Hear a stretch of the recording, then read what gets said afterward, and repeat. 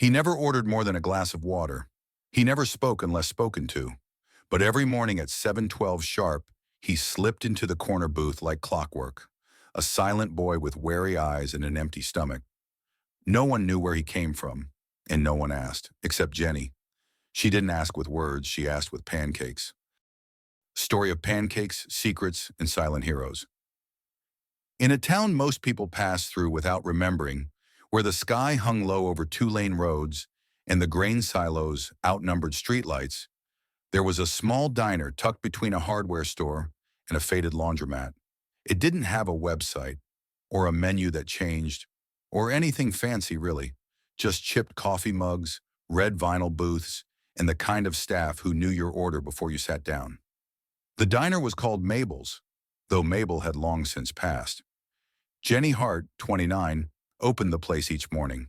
She wasn't anyone special by most people's standards, just a waitress with a warm smile and quiet eyes. She'd worked there for over 4 years, clocking in every morning before the sun had fully climbed above the telephone wires. Her life was simple, predictable, some might even say invisible. She lived in a narrow apartment above the local pharmacy. Her family was scattered. A father buried when she was 15, a mother taken by illness 2 years later, and an aunt who now sent postcards from the Arizona desert. Her days were measured in refills, side orders, and footsteps between booths. She spoke when spoken to and gave away little of herself, except when she smiled. Until the boy showed up. It was a Tuesday in early October when Jenny first noticed him. Thin, silent, maybe 10, 11 years old. He slipped in quietly at 7:12 a.m., always that precise, and slid into the last booth in the corner, the one closest to the back exit. A large tattered backpack rested beside him, like it carried more than just books. His clothes were clean but too small in the sleeves, and his sneakers had been stitched where the soles had started to separate.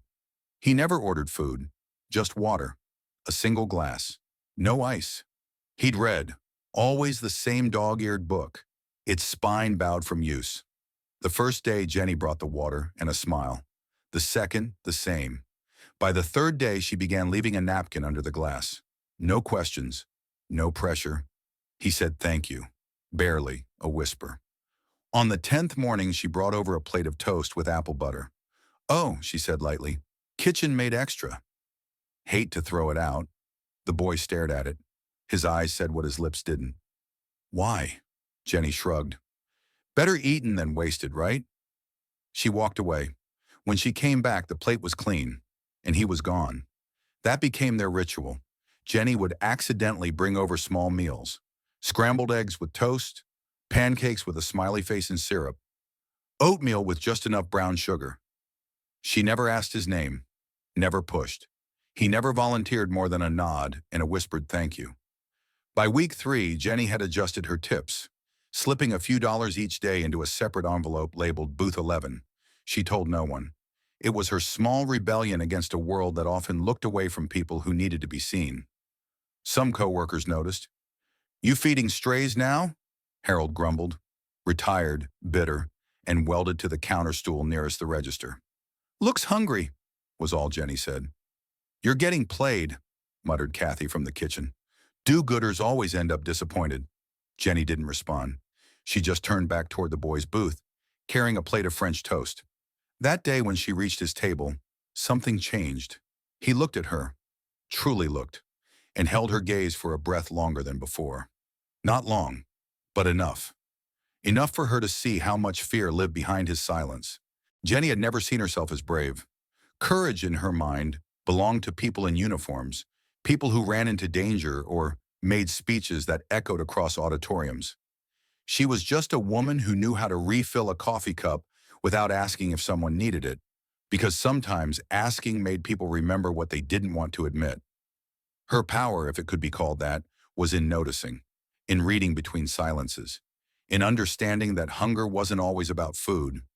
It could live in the way someone flinched when asked about their weekend, or how they clung to a routine like a lifeline. Jenny had grown up with that kind of hunger, the kind that doesn't show up on your ribs but settles behind your eyes and follows you into adulthood.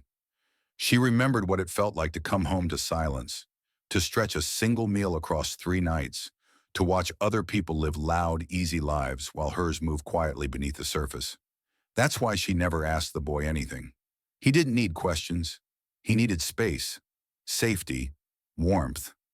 So she gave him what she had: toast, pancakes, a corner booth, and the absence of judgment.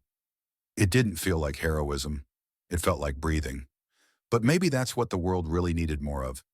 People who paid attention when no one was watching and who gave without needing to be told where the need was. Then one morning he didn't show up. She waited, kept glancing at the door, made his pancakes anyway. Nothing. The next day the same. After 5 days the booth felt haunted. Jenny kept setting down the meals, just in case. A part of her refused to give up. After a week, whispers started. "You still putting out food for the ghost boy?" Someone asked, laughing. A photo showed up online. The untouched plate with the caption, "Feeding the Invisible. Newtown Charity Project?" The post spread faster than truth ever could. People mocked. They speculated. Some called her naive. Others accused her of seeking attention. Jenny didn't reply. She'd learned long ago that silence held more dignity than arguing with people who had none. That night she pulled out her father's old keepsake box, a dusty cedar chest lined with military ribbons and worn patches. He'd been a combat medic, the kind who believed in patching up people even when no one else believed they were worth saving. In her journal, she read a note she'd seen 100 times but suddenly needed to see again. "Gave my bread to a boy today. Couldn't speak my language, but I saw it in his eyes. Same hunger I used to feel when Mom would save me the last piece. Johnson said I was crazy. Maybe. But sometimes half a meal is worth a full soul." Jenny closed the book and cried for the first time in years. 23 days after the boy vanished, the town got quiet again. But this time, not from ridicule. It was 9:14 a.m. when the black vehicles rolled up outside Mabel's. 4 SUVs, no markings, no sound, just sudden presence. Men stepped out in full dress uniforms, rigid posture, serious faces, the kind of people who didn't come to diners unless something important had happened. Inside, the customers stilled. Conversations dropped. Forks paused. One man led the way. Older, sun-weathered, metals gleaming against his chest. He stepped through the door with purpose. "I'm looking for Jenny Hart," he said. His voice was calm but heavy with authority. Jenny stood from behind the counter. "I'm her."